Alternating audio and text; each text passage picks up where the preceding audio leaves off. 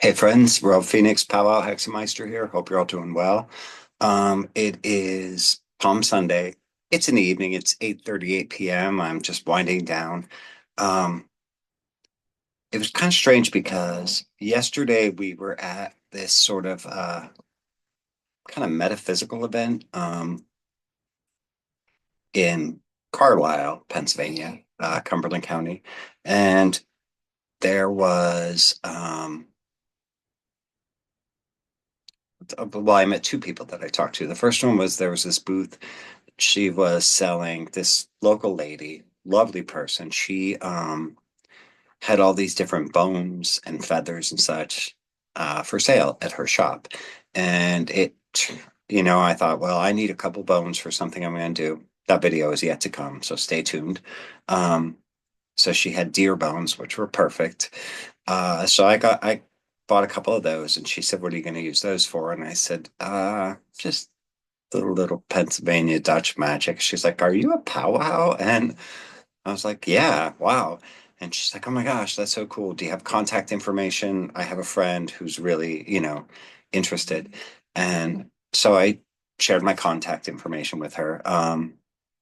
So that was a good time. And then somebody else I met was like, just kind of talking about it and powwow. And he had said, "Yeah, I never understood how to like use books like The Long Lost Friend. Never made sense to me."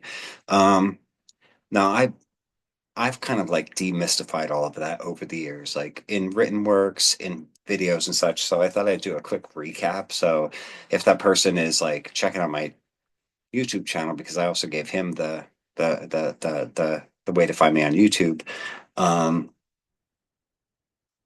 get your copy of The Long Lost Friend. And I've sticky tabbed where I find the instructions. So people look through The Long Lost Friend, they're like, yeah, it doesn't actually tell you how to do it. And they're right, it doesn't, but it does. You just have to piece it together. So I'm going to really quick go through this. There are one, two, three. There are seven different places in The Long Lost Friend. The 1820, John George Homan, Reading, Pennsylvania, Long Lost Friend. Blair's in here with me. So forgive me, I'm sitting on the floor. That's why the camera angle's weird. Forgive the lighting. I don't know how to make good lighting. Just quick interjection. Today was a really nice day. We ended up getting like 60, 61 degrees, sunny most of the day. Bill and I did a bunch of work in the yard. We actually went for a Sunday drive. We initially planned to like Bill got his camera equipment. We were going to go and try and find like old cemeteries to take pictures in and like abandoned churches to take pictures in. We actually didn't find any of that stuff. um, we should have made a plan, but instead we just kind of got in the car and just drove and like went around and tried to find stuff. And like, I don't know, in true Pennsylvania fashion, the uh, the day ended up with us going into a local Walmart. So we went to Walmart and then we came home and then we did some work outside. Bill worked. We have two fish ponds in our yard. Like one's larger, one's tinier. So Bill did some work in the fish ponds. They're like man-made, those plastic inserts you find. And I did my best to. We have this flagstone patio. Blair. Sorry, Blair's being silly. We have a flagstone patio, and then there's this flagstone pathway going through two flower beds, and it leads to a second flagstone patio, and that one's near the larger fish pond. Um, but in between the stones, we were getting this like creeper grass. So I got down and I was just kind of like slowly pulling it all out to the best of my ability while Bill was working in the pond. So it was just nice to get outside. We got some sun. You can't tell in this light because it looks like high school gymnasium lighting. But anyway, the point of this is long lost friend. So here's all the clues for how you do the charms, how you work the charms. Get Blair, she's being whiny tonight. Oh my goodness. Oh, is it as bad as all that? Okay. So in the first clue you get is a charm for a very good remedy for mortification and inflammation. And he goes through the charm and he says, then make three crosses with the thumb. You know, you've seen that before. Everything which is applied in words must be applied three times, and an interval of several hours must intervene each time. And for the third time, it is to be applied the next day, unless where it is otherwise directed. So, in other words, he's saying you do the charm once, wait a couple hours, do it again, and then wait until the next day and do it a third time. Now, you can get some sort of conflicting directions there. Most of us nowadays do it three times, wait a space of like 10 minutes or so, three more times, wait a space, and do it a final three times.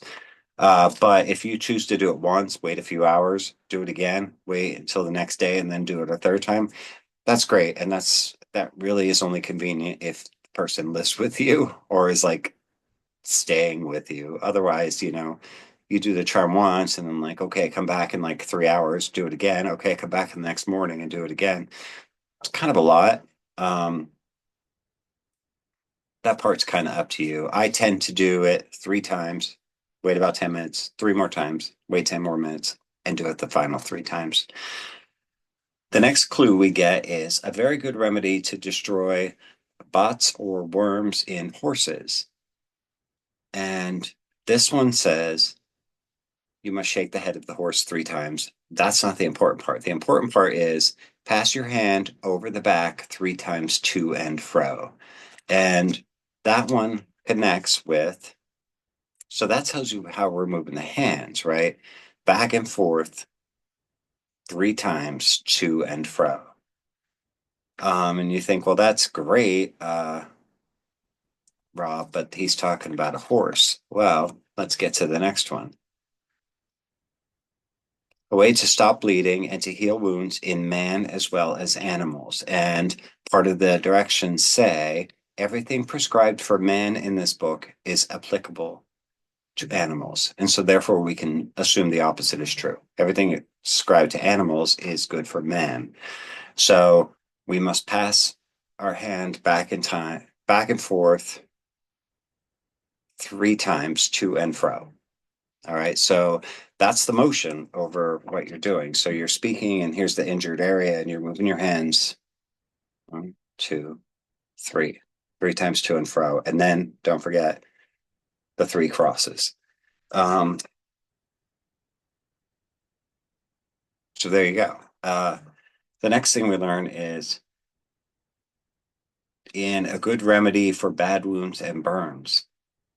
Part of the directions say it is the safest way in all these cases to make the crosses with the hand or thumb three times over the affected parts. So that's how we know not only are we making three crosses, but it's over the affected part three times. All right. The next clue we get for how to work these charms is to remove pain and heal up wounds with three switches. So it goes blah blah blah, cut these from a tree and stuff. But here's the instruction. Everything prescribed in this book must be used three times. Words are always to have an interval of half an hour, and between the second and third time should pass a whole night, otherwise, except where it is otherwise directed. So this one's breaking it down. They're saying do it once, wait a half an hour, do it again, then wait until the next day and do it. So we kind of get some conflicting directions there. Again, my advice is if somebody comes to you for healing, do it, wait 10 minutes, do it again, wait 10 more minutes, then do it again. Because you don't want that person at your house for like 24 hours. Um, that's kind of silly. So that's a conflicting direction, but it is still a direction that's put within the book. Here's another charm, another way to stop bleeding and to heal wounds in man as well as animals. Oh, that's the one we read. Everything prescribed for man in this book is also applicable to animals. We did that one already. Forgive me. All right, here's one for the swelling of cattle. Um, there is a note. It says, note, the hand must be put upon the bare skin in all cases of using sympathetic words. So that's interesting because some people like to think of powwow as sort of an energetic healing, but I've never seen it that way. And they're saying the hand must be put upon the bare skin in all cases of using sympathetic words. So, in other words, if somebody comes to me, or if I come, whatever, somebody says, oh, my fingers are hurting, it's part of the instruction for me to place my hand upon that bare skin of their hand. Um, Again, you don't want to be weird or creepy or pervy or anything about it, but you want, that skin to skin contact is important. It's literally, in our source material. So the hand must be put upon the bare skin in all cases of using sympathetic words. Um, you can ask your client if they're comfortable with that, but I think the better approach is to say, look, in order for me to do this, I need to place my hand on your bare skin. If you're not okay with that, then I probably won't be able to do this work for you. Um, and that's okay too. And then finally, when you're reading the charms in these books, you'll see like the letters N period, N period. Um, that means you're either speaking your own name or the name of your client or the target of your work. But you need to know their baptismal name. That's part of the work. I don't make the rules. So you're going to say, yeah, the Christian name of the person must be mentioned where the N stands singly and there must be the name.